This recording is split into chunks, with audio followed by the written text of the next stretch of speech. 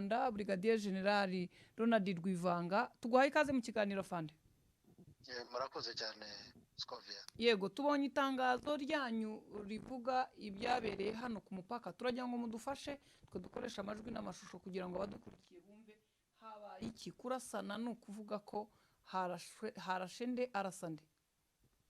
Hari abasirikare ba FRDC binjiye mu Rwanda.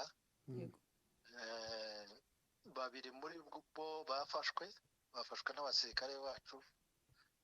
Ariko umwe muri bo yagerageje kurasa.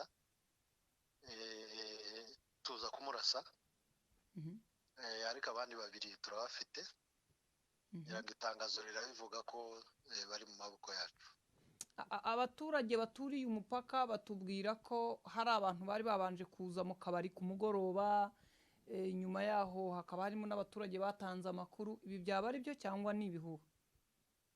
Hari ibintu byinshi biri bivugwe, ariko ibyangombwa nuko twafasha abo basirikare kandi turimo kubakorera investigations. Ibindi turabibagezaho.